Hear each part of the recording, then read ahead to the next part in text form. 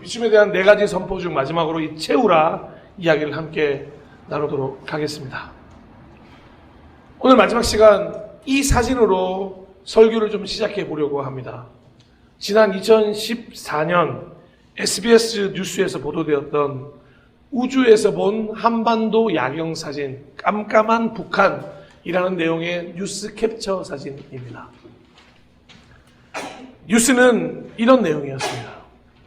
북한의 극심한 전력난을 한눈에 보여주는 위성사진이 공개됐습니다. 미 한국우주국 나사가 지난달 31일에 촬영한 한반도 야경사진입니다. 보시는 것처럼 우리나라는 국토 전체에 걸쳐서 불빛이 가득한 반면에 북한은 평양을 비롯한 극히 일부 지역을 빼고는 완전히 깜깜합니다. 북한은 심지어 해안선도 구분이 안 될 정도로 암흑천지이기 때문에 얼핏 보면 동해와 서해가 그대로 연결된 바다 같습니다. 2011년 기준으로 우리의 전력 소비량은 1인당 연간 1만 162kW인 반면에 북한은 14분의 1인 739kW였습니다. 10년이 지난 지금은 어떤 모습일지 궁금합니다. 아마 큰 차이는 없을 것입니다. 그런데 알고 계십니까? 우리나라도 이 사진에 나오는 북한과 별반 다르지 않았던 시절이 있었습니다. 지금은 도저히 상상할 수 없고 특히 2000년대 이후에 태어난 세대들에게는 아마도 이 전력 부족이라는 것이 전혀 이해 못하는 것 중에 하나일 것입니다. 전력이 부족해서 전기를 제대로 사용하지 못해서 집집마다 최소한의 불이라도 켜지 못했던 집이 꽤 많이 있었습니다. 그래서 집집마다 필수 요소였던 게 양초였습니다. 저녁에 불이 켜지지 않으면 당연히 양초를 켜고 아침까지 생활했습니다. 경비실에 전화하지 않습니다.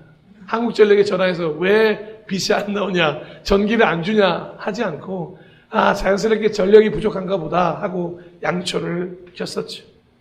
저녁에 불이 켜지지 않으니까 당연히 거리를 다닐 일은 전혀 없었습니다. 지금이야 24시간 불이 꺼지지 않기 때문에 특별히 전 세계에서 편의점이 이렇게 많은 나라, 특별히 24시간 동안 편의점이 열려있는 나라가 우리나라가 거의 유일하기 때문에 지금은 상상할 수 없는 일이지만 어딜 가든 가로등이 있어서 사각지대라는 걸 찾아볼 수 없고 CCTV가 어디든지 있어서 이제는 어떤 일을 해도 다 밝혀낼 수 있지만 이 전력이 부족했던 시절에는 도로에 가로등은커녕 불빛조차 정말 없어서 암흑천지라 정말로 다닐 일이 없었고 그저 밤에 잠을 자는 것 외에는 할 수 있는 것이 별로 없던 시절 얼마 전에 우리나라의 모습이었습니다. 다행히 경제 발전과 함께 이제 양초는 필요 없어졌고 집에 구비해둘 필요가 없을 정도로 아마 지금 양초가 어디 있는지 찾아보면 어려우실 겁니다. 내부인지 외부인지 모를 정도로 환한 불빛을 금방이라도 만날 수 있는 세상에 우리는 살고 있습니다. 아무리 가난한 집이라고 하더라도 전기를 마음껏 쓸 수 있도록 만들어 놓은 환경, 우리는 이 환경에 분명히 감사해야 할 것입니다. 물론 2040년 다시 전력 부족이 올 수 있다라는 말도 있으니까 전기를 아껴 쓰는 건 당연한 일이 되어야 할지도 모르겠습니다. 자, 그렇다면 이 사진에 이어서 비슷한 시기에 공개되었던 또 한 가지의 사진을 하나 더 보여드리겠습니다. 이 사진도 처음 사진과 같이 거의 모든 지역에 골고루 분포되어 있다는 걸 볼 수 있는데요. 이 사진은 무슨 사진일까요? 네, 바로 대한민국 교회 분포도입니다. 다시 한번 보실까요? 없는 곳보다 있는 곳이 훨씬 더 많고 사실 지금 없는 곳이라고 표현된 곳은 거의 산간 지방이고 거의 인구가 살지 않는 지역이기 때문에 사람이 있는 곳에는 웬만하면 다 교회가 있다고 생각하시면 될 것 같습니다. 저는 이 사진을 보고 이런 가정을 해보았습니다. 교회가 빛과 소금의 역할을 감당하는 전초 기지라면 그래서 저 빨간색 점들이 모두 하나님이 말씀하신 빛이라면 첫 번째로 이 나사에서 찍은 사진과 같이 이 땅을 환히 비추고 있어야 정상이라는 생각이 들었습니다. 그러니 이렇게 많은 교회들이 빛이 되어 지금까지 지내왔다면 정말로 물질적인 빛이 아니라 이 세상에는 예수 그리스도라고 하는 빛으로 가득한 한반도가 이미 되었어야 했다는 거죠. 어딜 가든 교회가 있는 대한민국. 2016년 자료를 보면 편의점은 약 39,104곳, 교회는 무려 54,985곳. 편의점 따위는 따라올 수 없는. 혹시라도 교회가 이렇게 많다는 걸 불편해하실 필요는 전혀 없을 것 같습니다. 저는 각 교회마다 각 교회의 개성을 갖춰서 개성 있는 빛과 소금의 역할을 감당함으로 하나님이 없어 보이는 세상 속에서 하나님 만드신 이렇게 많은 에덴 동산이 있다는 걸, 이 하나님의 나라 모델하우스를 더 많이 보여주는 건 전혀 나쁜 일이 아니라고 생각합니다. 더 자주, 더 많이, 더 쉽게, 더 가까이서 보여줄 수 있는 교회가 많으면 많을수록 분명히 좋은 거죠. 하지만 우리가 왜 안타까워하는지 한마음이지 않습니까? 우리가 저 사진을 불편해하는 요소는 따로 있습니다. 왜? 저렇게 많은 교회가 빛이 되어야 할 교회가 오히려 어둠이 되어버리고 나니까, 전국에 저렇게 많은 교회가 있어서 대한민국 전체를 밝혀도 모자란 그런 시대 속에서 불구하고 영적인 전력 부족을 경험하고 있는 시대에 살고 있기 때문에 어두운 길에서 하나님 나라로 초청하는 길에 밝혀져야 할 저 많은 가로등들이 다 꺼져 있어서 사람들은 어디로 가야 할지 헤매고 있는 시대에 있다는. 저희가 몇 주째 부르고 있는 찬송가 510장 하나님의 진리 등대는 이 미국의 음악가 블리스에 의해서 작사 작곡된 찬송가입니다. 미국에서는 찬송가도 많이 만들고 노래도 많이 만든 유명한 이 작사 작곡가인데, 이 블리스는 1800년도에 복음 전도했던 무디 선생님과 함께 복음을 전하는, 지금으로 말하면 찬양팀에 소속된 찬양팀 담당자였던 것입니다. 그렇게 찬송가 인도자로 있을 때 저녁에 무디 선생님이 이런 설교를 했다고 합니다. 그 설교 중에 그 지역에 있던 미시간 호수라는 곳에서 일어난 해상 사고에 관한 이야기를 이 무디 선생님이 했다고 합니다. 별 하나 보이지 않는 칠흑같이 어두운 밤에 폭풍이 일어나 파도는 산이 굴러오는 것처럼 큰 그 호수에 큰 여객선 하나가 클리브랜드 항구를 향해서 가고 있었다고 합니다. 그렇게 조심스럽게 풍랑을 헤치고 나가고 있었는데 그 캄캄하고 상한 풍랑이 일고 있었지만 배는 그나마 다행이었던 게 해안에는 너무도 중요한 두 개의 등대가 있었다고 합니다. 그래서 그 두 개의 등대 때문에 아무리 큰 폭풍이 일어나도 사고가 나지 않던 미시간 호수였다고 합니다. 그런데 그날따라 이상한 일이 벌어지고 있었습니다. 가까이 해안선에 다가왔는데도 등대가 하나밖에 없는 것입니다. 그러니까 그 등대가 왼쪽에 있는 등대인지 오른쪽에 있는 등대인지를 전혀 알아보지 못할 정도로 하나의 등대만 남아있게 되었고, 아쉽게도 안타깝게도 그 배는 그 두 개의 등대를 의지했어야 할 그 배는 하나의 등대를 보고 앞으로 나아가다가 암초를 만나 그 미시간 호수에 완전히 다 침몰하게 되는 사건, 그 사건이 있는 후에 이 복음을 전하고 계신 현장이었다고 합니다. 그러면서 이 무지 선생님이 성도들을 향해서 이렇게 고백했다고 합니다. 우리 성도들은 다 작은 등대가 되어 불빛을 발해서 어두운 세상에서 빛을 찾는 많은 생명을 하나님께로 인도해야 합니다. 형제들이여, 주님은 위대한 등대이십니다. 이렇게 여객선이 바다 호수 속으로 침몰하지 않도록, 우리의 인생들이 호수 속으로 침몰하지 않도록, 어둠 속에서 머물지 않도록 여러분이 등대가 되어 주십시오. 그리고 그 설교를 듣고 이 블리스 선생님께서는 큰 은혜와 감동으로 찬송으로 옮겨 적었다고 합니다. 1871년 블리스가 편집 출발했던 주일학교 음악지인 참에 처음 실리면서 이 찬송가 510장이 널리 알려지기 시작했다는 것입니다. 바로 이 찬송가의 2절 가사가 아까 사진에서 봤던 그 5만 5천 교회, 아니 더 많은, 지금은 7만 개에서 8만 개 정도라고 하니까 더 많은 교회가 되어 있을 이 대한민국 땅을 향해 외치는 가사가 아닐까 저는 생각이 들었습니다. 2절 가사입니다. 죄의 밤은 깊어가고 성남 물결 설렌다. 어디 불빛 없는가고 찾는 물이 많구나. 여러분 주변에서 혹시 많은 분들을 만나보셨을지 모르겠지만 그들은 지금 교회를 찾지 못해 헤매고 있는 분들이 꽤나 많이 있습니다. 특별히 200만이나 넘는 가나안 성도들은 예수 그리스도를 믿고 있지만 교회를 찾지 못해 아직도 헤매이고 있습니다. 그 외의 사람들도 마찬가지입니다. 어디 불빛 없는가고 너무도 많은 불빛을 찾아 헤매고 있지만 그 불빛을 조금도 만나지 못하고 있는 많은 사람들이 주변에 있다는 거죠. 그러면 우리는 이제 대한민국 교회는, 아니 우리 교회부터 더 늦기 전에 우리는 이 3절로 화답을 해야 하지 않겠습니까? 3절 가사입니다. 너의 등불 도두어라. 거친 바다 비춰라.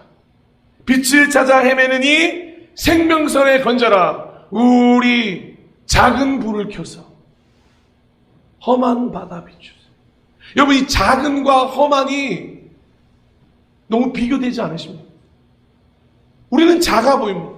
세상은 험해 보입니다. 그런데 이 블리스 작사 작곡가는 우리에게 말하는 거죠. 그 작은 불이라도 저 험한 세상을 비출 때 물에 빠져 헤매는 그 작은 이 한 면이라도 살릴 수 있는 그런 등대, 그런 교회가 될 수 있다고 말해요. 더 이상 이름만 교회로서 그 자리에 위치하는 게 아니라 진짜 빛이 되어 그 자리를 대한민국 곳곳을, 세계 곳곳을 빛으로 채워야 한다는 겁니다. 어둠을 다 걷어내고 빛으로 채우는 그 역할. 마치 가로등이 거리를 환히 비춰줘서 빛으로 채우고 바닷가에는 등대로, 길을 잃어버린 이들에게는 이정표라는 빛이 되어서 곳곳에 채워져야 하는 것입니다. 오늘 읽었던 이사야 9장 말씀, 처음으로 이스라엘 백성들이 흑암에 있다가 희망의 선포를 듣게 되는 장면입니다. 그들의 삶은 너무도 초췌하고 피폐해서 미래조차 없었고 희망조차 없던 시절이었습니다. 아니 이 말씀이 선포될 당시에도 똑같았습니다. 여전히 그들은 흑암 가운데 있었습니다. 하지만 이사야 선지자를 통해서 하나님은 선포하셨다는 거죠. 너희 그 어둠 가운데 어둠을 걷어내고 빛으로 채울 그 아기가 태어날 것이다. 어둠 속에서 고통받던 백성에게 어둠이 거칠 날이 온다. 모든 지역을 영화롭게 만들 빛이 임할 것이다. 어둠 속에 헤매던 백성이 큰 빛을 볼 것이고 죽음의 그림자가 그리워진 땅에 놀라운 빛이 비출 거다. 그리고 그 선포와 말씀에 너무도 강력했던 배경은 뭐냐? 바로 예수 그리스도 메시아의 탄생을 이야기했기 때문입니다. 빛이신 예수 그리스도가 이렇게 어두운 세상, 어둠을 걷어내고 빛으로 채우기 위해 오실 거다. 이사야 9장은 선포하고 있는 거죠. 우리 9장 6절만 한번 읽어볼까요?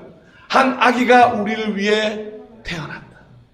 우리가 한 아들을 모셨다. 그는 우리의 통치자가 될 것이다. 그 이름은 놀라우신 좋은 자, 전능하신 하나님, 영존하신 아버지, 평화의 왕이라 불릴 것이다. 기묘라 모사라.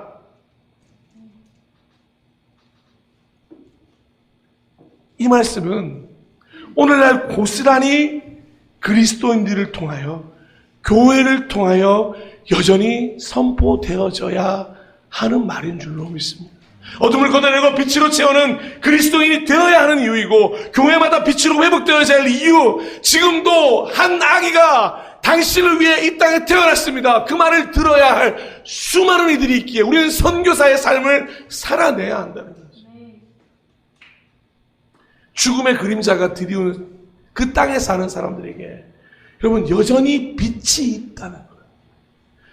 빛이 되어 전달해야 한다는 것입니다. 나는 어둠에 있으면서 빛이 있다고 말하는 게 아니라 내가 빛이니 당연히 빛으로서 여전히 빛이 있다는 걸 전하는 그 존재가 되어야 한다는 것입니다. 빛을 이 땅에 보내신 하나님으로부터, 빛의 근원이신 예수로부터, 빛이신 예수의 말씀으로부터, 그래서 우리는 다시 시작해야 하는 것입니다. 제가 이 말씀을 다 기록하고 나서 윤주자매님께서 제가 2020년도에 만들었던 곡을 부르겠다고 하는 겁니다. 사실 어디 내놓기 참 부끄러운 곡이라 같이 부를 때 참 민망하고 부끄러운 마음이 많습니다. 그런데 거기에 이런 말씀이 있습니다. 내 것을 구하게 될 때가 있습니다. 신앙생활하면서 내 것 구하는 건 때로는 당연해 보여서 전 그게 당연한 줄 알았습니다. 아니 뭐 하나님 것만 구해 내 것도 구하지. 그런데 하나님은 말씀하시는 거죠. 내 것 구하게 되는 그때 다시 말씀으로 가라. 그래서 말씀부터 구해라. 그래서 오늘도 믿음으로 살겠다. 오늘도 말씀으로 살겠다. 2020년에 제가 무슨 일이 있었는지는 아시는 분들만 아시는 걸로. 그러면서 다시 세상의 것들을 구하며 헤매던 저에게 다시 말씀으로 돌아오게 됐던 계기. 그 찬양 그래서 꾸역꾸역 숨겨놓고 있었는데 그 찬양을 꺼내서 부르게 하더라고요. 오늘 부르는 내내 울고 싶었습니다. 왜 울고 싶었냐면 정말 말씀으로 돌아가고 싶기 때문에. 여러분 하나님께로 돌아가고 예수께로 돌아가고 말씀으로부터 다시 시작할 수 있습니다. 결코 힘든 일이야. 2026년 표 이제 너무 많이 말해서 자다가도 물어보면 아마 대답할 수 있을 정도일 겁니다. 자다가 계속 2020년 표가 뭐야? 그럼 서현이도 얘기할 겁니다. 일어나 빛을 발하겠죠. 지난 3달여 동안 일어나 빛을 발하는 게 뭔지 정말 체계적이고 더 넓고 더 넓고 더 크게 여러분과 함께 나누고 싶었습니다. 여러분 기억나십니까? 가장 먼저 이 일어나라에 대한 이야기를 함께 나누었습니다. 첫 번째는 Wake up, my love. 말씀이 임했으니 이제 깊은 잠에서 깰 때가 되었다. Get up, don't worry. 걱정, 근심, 염려 다 내려놓고 하나님을 선택해라. Stand up, time for a new start. 결단을 실행할 결심으로 정리를 마쳐라. 그리고는 arise and shine. 나를 빛으로 세우신 언약을 믿고 그 언약의 삶을 살아가자. 이렇게 우리 일어나기로 1월달에 결정했었습니다. 그리고 2월달에는 그러면 뭘 바랄 거냐? 그 바라야 할 빛이 무엇인지도 나눴습니다. 2월 처음으로 비춰야 될 거 뭐였죠? 하나님의 첫 마디로서의 모든 걸 새롭게 시작할 수 있는 그 빛을 바라자. 두 번째, 우리에게 주신 이 구약과 신약이라는 말씀, 그 빛을 전하자. 세 번째, 직접적으로 그리스도인의 착한 행실 살아내보자. 그 빛으로 바라보자. 마지막으로 결국은 반드시 전해야 할 예수, 그 안에 있는 생명을 바라야 한다. 그리고 이번 달 3월을 맞이했죠. 비춤에 대한 4가지 선포. 첫 번째는 방향성이 분명해야 된다고 말씀드렸습니다. 어디를 향해야 된다고요? 어둠을 향하여 방향성을 잃지 않고 비추자 선포했었습니다. 그리고 두 번째로는 점점 빛의 힘을 잃어가는 시대에 오히려 그리스도의 품격을 바라자. 세 번째로 지난주에 시간이었습니다. 등잔대 아래 두는 사람 없고 침대 아래 두는 사람 없다. 등잔대 위에서 빛을 드러내라. 그리고 오늘 마지막으로 4번째, 어둠을 걷어내고 그 자리에 빛으로 채우라. 사랑하고 존경하고 축복하는 동역자 여러분, 예배자 여러분, 우리가 제일 처음 본 사진에 54,985곳의 교회가 어둠을 걷어내고 온전한 빛이라면 어떨까요? 얼마나 밝을까요? 더 이상 영적 전력 부족은 걱정하지 않아도 될 것입니다. 거리에 나가도 어둠이 조금도 두렵지 않을 가로등의 불빛으로 채워져 있을 그런 꿈을 꿔봅니다. 어디서부터 시작할까요? 사랑하는 동역자 여러분, 저희 교회로부터 시작하면 안 되겠습니까? 작은 빛을 비추어 험한 바다를. 여러분, 그리스도인은 그런 존재예요. 예수님이 이 땅에 오셔서 어둠을 걷어내고 빛으로 채우셨던 것처럼 우리 역시 어둠을 걷어내고 빛으로 채우는 작은 예수가 되어야 하는 것입니다. 이제 2026년 표 주신 사명에 대한 3달 동안의 이야기를 다 마무리했습니다. 그런데 이제 끝이 아니라 이제부터가 진짜 시작입니다. 여러분이라고 하는 그리스도인을 통하여, 여러분의 가정을 통해서, 우리 교회를 통해서 하나님은 기대하고 계시기 때문입니다. 자, 어둠을 걷어내고 빛으로 채우라. 일어나 빛을 발하라. 이 말씀을 이뤄내는 2016년이 되기를 진심으로 축복합니다. 우리 그런 마음으로 이 시간 찬양팀과 함께 일어나라 주의 백성 함께 고백하면서 우리 그 믿음의 선포를 하나님께 또 많은 세상에게 던졌으면 좋겠습니다.